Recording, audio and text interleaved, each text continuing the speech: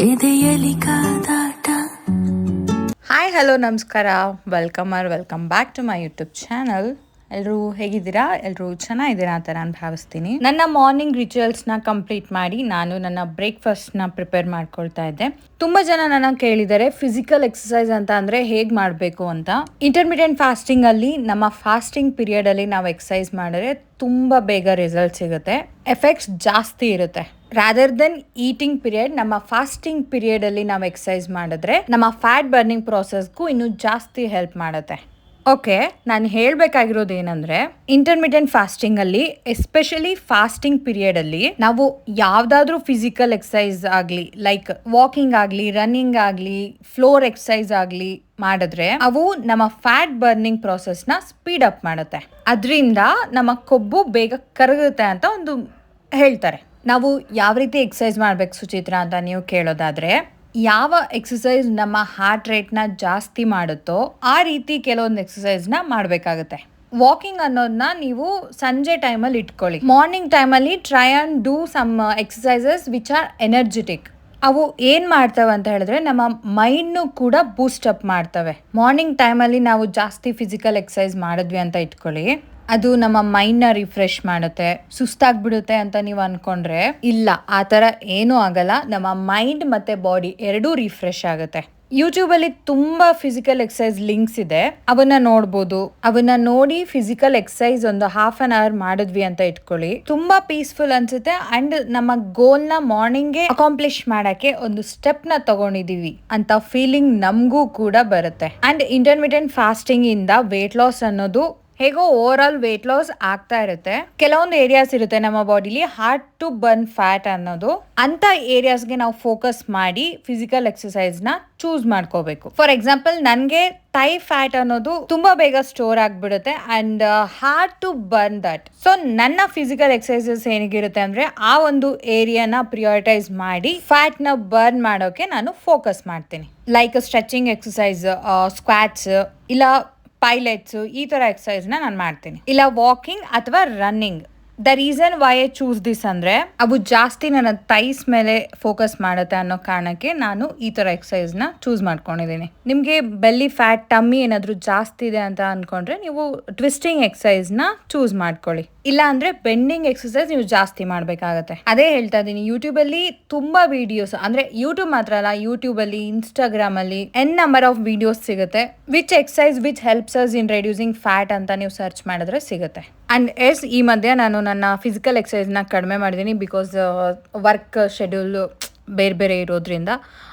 ಹೌದು, ಕಾಣಿಸುತ್ತೆ ಎವಿಡೆಂಟ್ ಆಗಿ ನನ್ನ ಥೈ ಫ್ಯಾಟ್ ಜಾಸ್ತಿ ಆಗಿದೆ ಅಂತ. ಆ್ಯಂಡ್ ಆದಷ್ಟು ಬೇಗ ನನ್ನ ರೊಟೀನ್ನ ನಾನು ಮತ್ತೆ ಸ್ಟಾರ್ಟ್ ಮಾಡ್ತೀನಿ. ಆ್ಯಂಡ್ ಎನಿಹೌ, ಈಗ ಟೈಮ್ ಆಲ್ರೆಡಿ 10:30 ದಾಟಿದೆ. ನನ್ನ ಫಾಸ್ಟಿಂಗ್ ವಿಂಡೋನ ಬ್ರೇಕ್ ಮಾಡೋ time. What I eat in a day ಮಾಡಿ ಅಂತ ತುಂಬ ಜನ ಕೇಳ್ತಾ ಇದ್ರು ನನ್ನ. ಸೊ ಇವತ್ತಿನ ವಿಡಿಯೋದಲ್ಲಿ ತೋರಿಸ್ಕೊಳ್ಳೋಣ ಅಂತ ಟ್ರೈ ಮಾಡ್ತಾ ಇದ್ದೀನಿ.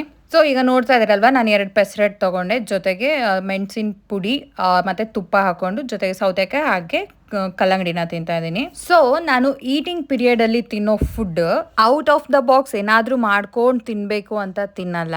ನಾರ್ಮಲ್ ಆಗಿ ಮನೇಲಿ ಮಾಡ್ಕೊಳ್ಳೋದನ್ನೇ ನಾನು ತಿಂತೀನಿ. ದೋಸೆ, ಇಡ್ಲಿ, ಉಪ್ಪಿಟ್ಟು, ಅವಲಕ್ಕಿ. ಬ್ರೇಕ್ಫಾಸ್ಟ್ಗೆ ಅಂತ ಬಂದರೆ ಈ ಥರದನ್ನೇ ತಿಂತೀನಿ. ಮಧ್ಯಾಹ್ನ ಊಟಕ್ಕೆ ಅಂತ ಬಂದರೆ ರೊಟ್ಟಿ, ಚಪಾತಿ, ಅನ್ನ, ಸಾಂಬಾರು, ಪಲ್ಯ, ಮೊಸರು ಬಜ್ಜಿ, ಈ ಥರ ಅಮ್ಮ ಏನು ಮಾಡ್ತಾರೋ ಅದನ್ನೇ ತಿಂತೀನಿ. ಆ್ಯಂಡ್ ನನ್ನ ಮಧ್ಯಾಹ್ನದ ಊಟದಲ್ಲಿ ನಾರ್ಮಲ್ ರೈಸ್ ಬದಲು ನಾನು ಬ್ರೌನ್ ರೈಸ್ ಅಥವಾ ಬಾಸ್ಮತಿ ಅಕ್ಕಿನ ಮಾತ್ರ ಬಳಸ್ತಾ ಇದ್ದೀನಿ. ಅದು ಒಂದೇ ಎಕ್ಸೆಪ್ಷನಲ್ ನನಗೋಸ್ಕರ ಅಂತ ನಾನು ಮಾಡ್ಕೊಳ್ತಾ ಇರೋದು. ಅದಕ್ಕೂ ಮೀರಿ ನಾನು ಬೇರೆ ಏನೂ ಮಾಡ್ಕೊಳ್ಳಲ್ಲ.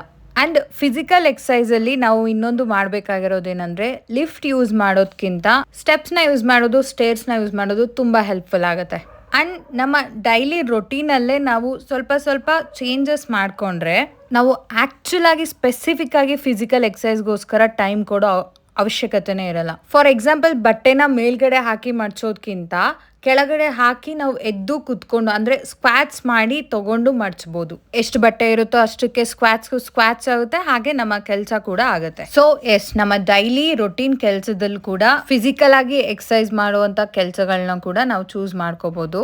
ಏನ್ ಸುಚಿತ್ರ, ಇವತ್ತು ಬರೀ ಫಿಸಿಕಲ್ ಎಕ್ಸಸೈಸ್ ಅಂತ ನೀವು ಹೇಳ್ತಾ ಇದ್ದೀರಾ ಅಂತ ಅನ್ಕೊಂಡ್ರೆ, ಹೌದು, ಫಾಸ್ಟಿಂಗ್ ನಾವು ಎಷ್ಟೇ ಮಾಡಿದ್ರು, ಎಷ್ಟೇ ಫುಡ್ ಮೇಲೆ ನಾವು ಕಂಟ್ರೋಲ್ ಮಾಡಿಕೊಂಡ್ರೂ ಕೂಡ at the end of the day we are not able to burn the calories as much as we consume. At least ನಾವು ತಿನ್ನೋ ಕ್ಯಾಲರೀಸ್ನ ಬರ್ನ್ ಮಾಡಬೇಕು ಅಂತ ಅಂದರೆ ಫಿಸಿಕಲ್ ಎಕ್ಸಸೈಸ್ ಅನ್ನೋದು ಸ್ವಲ್ಪ ಆದರೂ ಇರಲೇಬೇಕು. ಅದಕ್ಕೋಸ್ಕರ ಇವತ್ತಿನ ವಿಡಿಯೋದಲ್ಲಿ ಫಿಸಿಕಲ್ ಎಕ್ಸಸೈಸ್ ಮೇಲೆ ಪ್ರಿಯಾರಿಟೈಸ್ ಮಾಡ್ತಾ ಇದ್ದೀನಿ.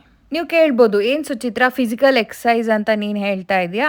ಓದ್ ಕಾಲದಲ್ಲಿ ಹೆಣ್ಮಕ್ಳು ಎಷ್ಟು ಸ್ಟ್ರಾಂಗ್ ಆಗಿದ್ರು, ಅವ್ರೇನು ಈ ತರ ಎಕ್ಸಸೈಸಸ್ ಮಾಡಿದ್ರ, ಮೂರೊತ್ತು ಚೆನ್ನಾಗೆ ತಿನ್ಕೊಂಡಿದ್ರು, ಹಾಗೆ ಹೆಲ್ದಿ ಆಗು ಇದ್ರು ಅಂತ ನೀವು ಕೇಳ್ಬೋದು. ಒಂದು ಸಲ ಯೋಚನೆ ಮಾಡಿ, ಆ ಕಾಲದ ಹೆಣ್ಮಕ್ಳ ತರ ನಾವು ಜೀವನ ಮಾಡ್ತಾ ಇದೀವ? ಇಲ್ಲ ಅಲ್ವಾ? ಆಗಿನ ಕಾಲದಲ್ಲಿ ಮಷೀನ್ಸ್ ಅನ್ನೋದು ಎಲ್ಲಿದ್ವು?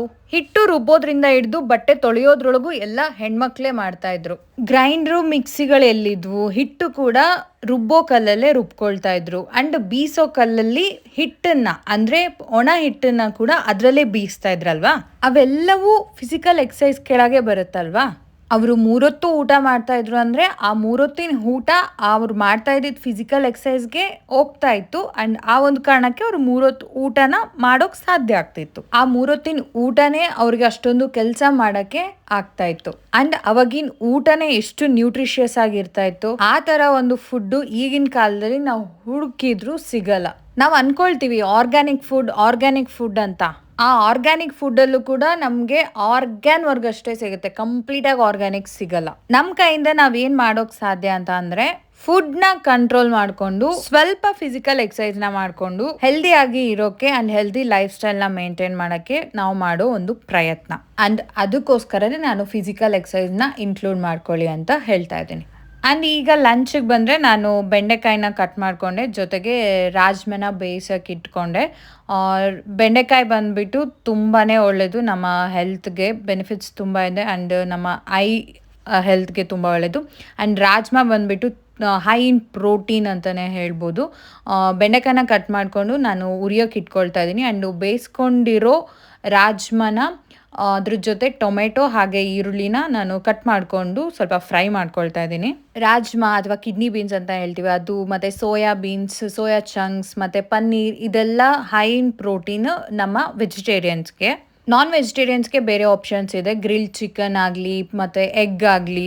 ನಾನು ವೆಜಿಟೇರಿಯನ್ ಆಗಿರೋದ್ರಿಂದ ನಾನು ಇದನ್ನು ಪ್ರಿಫರ್ ಮಾಡ್ತೀನಿ ಫಾರ್ ಪ್ರೋಟೀನ್. ಯಾವಾಗಲೂ ಚಪಾತಿ, ರೊಟ್ಟಿ ತಿಂತೀನಿ. ಈ ಮಧ್ಯೆ ತುಂಬ ರೈಸ್ ತಿಂತಾ ಇದ್ದೀನಿ, ಎಸ್ಪೆಷಲಿ ಬ್ರೌನ್ ರೈಸ್ ಅಥವಾ ಜಾಸ್ತಿ ಬಾಸ್ಮತಿ ಯೂಸ್ ಮಾಡ್ತಾ ಇದ್ದೀನಿ. ಬಿಕಾಸ್ ಬಾಸ್ಮತಿನ ನಾವು ತಿನ್ನೋದ್ರಿಂದ ಕ್ವಾಂಟಿಟಿ ಕಡಿಮೆ ಆಗುತ್ತೆ, ಹೊಟ್ಟೆ ತುಂಬ ಫುಲ್ ಆಗುತ್ತೆ. ಬಿಕಾಸ್ ಇದು ನನಗೆ ರೀಸೆಂಟಾಗಿ ನನ್ನ ಫ್ರೆಂಡ್ ಸಜೆಸ್ಟ್ ಮಾಡಿದ್ದು. ಸೊ ನಾನು ಬಾಸ್ಮತಿನ ಯೂಸ್ ಮಾಡ್ತಾ ಇದ್ದೀನಿ. Literally we feel full for longer horse ಅಂತಲೇ ಹೇಳ್ಬೋದು ಬಾಸ್ಮತಿನ ತಿಂದಾಗ. ಆ್ಯಂಡ್ ಕೆಲವೊಮ್ಮೆ ನವಣಕ್ಕಿ ಅಥವಾ ಅಮ್ಮ ಮುದ್ದೆ ಮಾಡಿರ್ತಾರೆ, ಮುದ್ದೆನ ತೊಗೊಳ್ತೀನಿ ಕಾರ್ಬ್ಸ್ ಆಗಿ. ಆ್ಯಂಡ್ ಈಗ ನಾನು ದಾಲ್ ಮಾಡಿಕೊಂಡೆ, ಅಂದರೆ ರಾಜ್ಮಾ ದಾಲ್ ಅಥವಾ ರಾಜ್ಮಾ ಕರಿ ಅಂತ ನೀವೇನಾದರೂ ಕರಿಬೋದು. ಅದಕ್ಕೆ ನಾನು ಏನು ಮಾಡ್ತಾ ಇದ್ದೀನಿ, ಒಂದು ಬಾಣಲಿಲಿ ಟೊಮೆಟೊ ಮತ್ತು ಈರುಳ್ಳಿನ ಚೆನ್ನಾಗಿ ಫ್ರೈ ಮಾಡ್ಕೊಳ್ತಾ ಇದ್ದೀನಿ. ಸ್ಟಾರ್ಟಿಂಗ್ ಹಂಗೆ ಸ್ವಲ್ಪ ಎಣ್ಣೆ ಹಾಕಿ ಬಾಡಿಸ್ಕೊಳ್ತಾ ಇದ್ದೀನಿ. ಅದು ತಣ್ಣಗೆ ಆದಮೇಲೆ ನಾವೊಂದು ಮಿಕ್ಸಿ ಜಾರಲ್ಲಿ ಹಾಕಿ ಪೇಸ್ಟ್ ಮಾಡ್ಕೋಬೇಕಾಗತ್ತೆ. ಆ್ಯಂಡ್ ಗಾರ್ಲಿಕ್ ಬೆಂಡೆ ಫ್ರೈ ಅಂತಲೇ ಹೇಳ್ಬೋದು, ನನ್ನ ಅಮ್ಮನ ರೆಸಿಪಿ ಇದು. ತುಂಬ ಚೆನ್ನಾಗಿರುತ್ತೆ. ಜಸ್ಟ್ ಏನಿಲ್ಲ, ಎಣ್ಣೆ ಹಾಕಿ ಸ್ವಲ್ಪ ಬೆಂಡೆಕಾಯಿನ ಫ್ರೈ ಮಾಡ್ಕೊಂಡಾದ್ಮೇಲೆ ಅದು ಅಂಟೆಲ್ಲ ಬಿಡುತ್ತೆ ಅಲ್ವಾ ಬೆಂಡೆಕಾಯ್ದು, ಅದಾಗಿ ಆದಮೇಲೆ ಸ್ವಲ್ಪ ಒಂದು ಫುಲ್ ಇಡಿಯಷ್ಟು ಬೆಳ್ಳುಳ್ಳಿನ ಹಾಕಿ ತುಂಬ ಟೇಸ್ಟ್ ಆಗುತ್ತೆ. ಬೆಳ್ಳುಳ್ಳಿನೂ ಅದರಲ್ಲೇ ಹಾಕಿ ಫ್ರೈ ಮಾಡಿ, ಜೊತೆಗೆ ಅರ್ಧ ಈರುಳ್ಳಿ, ನಿಮಗೆ ಬೇಕಾಗಿರೋ ಸ್ಪೈಸಸ್ನ ನೀವು ಹಾಕ್ಬೋದು. ಎಕ್ಸಾಂಪಲ್ ಯಾವುದಾದ್ರೂ ಗರಂ ಮಸಾಲ ಅಥವಾ ಮನೇಲಿ ಮಾಡಿರೋ ಸಾಂಬಾರು ಮಸಾಲ ಹಾಕಿ ನೀವು ಫ್ರೈ ಮಾಡಿ 2 ಮಿನಿಟ್ಸ್ ಫ್ರೈ ಮಾಡಿದ್ರೆ ನಿಮಗೆ ಒಂದು ಗಾರ್ಲಿಕ್ ಬೆಂಡೆ ಮಸಾಲ ಕೂಡ ರೆಡಿ ಆಗುತ್ತೆ.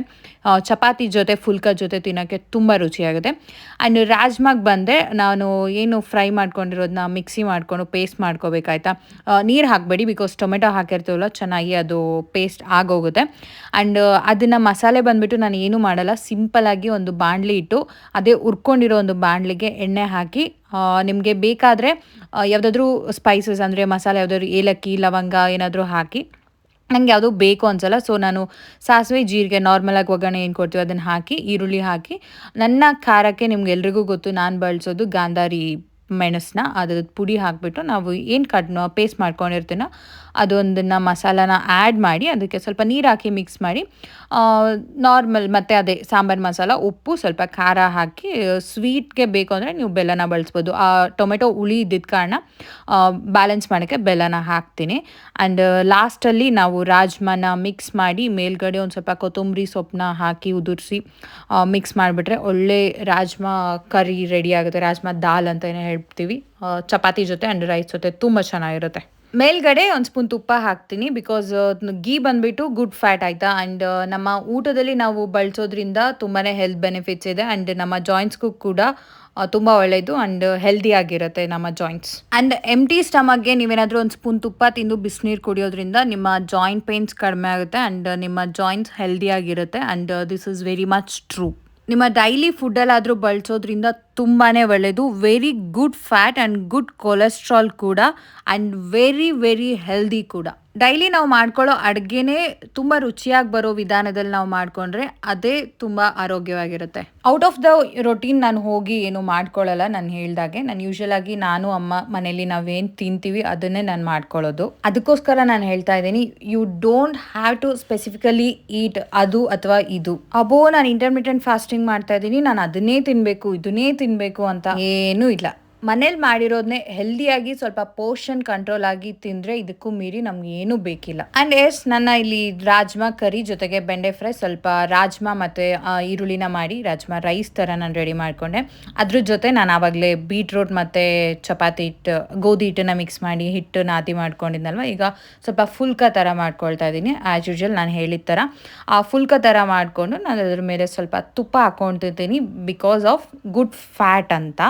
And yes, this is what I eat in a day. This is my plate. 1 bowl full of ಮೊಸರು, 2 ಮೀಡಿಯಮ್ ಸೈಜ್ ಫುಲ್ಕ, ರಾಜ್ಮಾ ಕರಿ ಜೊತೆಗೆ ಬೆಂಡೆಕಾಯಿ ಗಾರ್ಲಿಕ್ ಫ್ರೈ ಆ್ಯಂಡ್ ಚೂರು ರೈಸ್ ತೊಗೊಂಡಿದ್ದೀನಿ. ಜೊತೆಗೆ ಸೌತೆಕಾಯಿ ಅಥವಾ ಕ್ಯಾರೆಟ್ ತಿಂತೀನಿ, ಬಟ್ ಮನೇಲಿ ಖಾಲಿ ಆಯಿತು, so I skipped it for today. And ತುಂಬ ಜನ ಕೇಳಿದ್ರು ಕೂಡ ಜಸ್ಟ್ 2 ಮೀಲ್ ಮಾತ್ರ ತೋರಿಸ್ತಾ ಇದ್ದೀರಾ, ವೆರಿ ಥರ್ಡ್ ಮೀಲ್ ಅಂತ. I don't take third meal guys, that is the whole point. ನಾನು 2 ಮೀಲ್ಸ್ ಅಷ್ಟೇ ತೊಗೊಳ್ಳೋದು. ದಟ್ ಈಸ್ ಬೆಳಗ್ಗೆ ಬ್ರೇಕ್ಫಾಸ್ಟ್ ಆ್ಯಂಡ್ ಮಧ್ಯಾಹ್ನದ ಲಂಚ್ ಮಾತ್ರ. 9ಕ್ಕೆ ನಾನು ಬ್ರೇಕ್ಫಾಸ್ಟ್ ತೊಗೊಂಡ್ರೆ ಮಧ್ಯಾಹ್ನ 2 ಅಥವಾ 2:15ಗೆ ಊಟ ಮಾಡ್ತೀನಿ. ಅಕಸ್ಮಾತ್ ಹಸ್ವಾದರೆ ಸಂಜೆ ನಾನು ಏನಾದರೂ ಹಾಲು ಅಥವಾ ಮಜ್ಜಿಗೆ ಕುಡ್ದಿರ್ತೀನಿ. That's it, 2 meals a day. And ಈ ವಿಡಿಯೋ ನಿಮಗೆ ಯೂಸ್ಫುಲ್ ಆಗಿದೆ ಅಂತ ನಾನು ಭಾವಿಸ್ತೀನಿ. ವಿಡಿಯೋ ಇಷ್ಟ ಆದರೆ ಲೈಕ್, ಶೇರ್ ಮತ್ತು ಕಮೆಂಟ್ ಮಾಡೋದನ್ನ ಮರಿಬೇಡಿ. ಮತ್ತೆ ಸಿಗ್ತೀನಿ. ಅಂಟಿಲ್ ದೆನ್ ಬಾಯ್.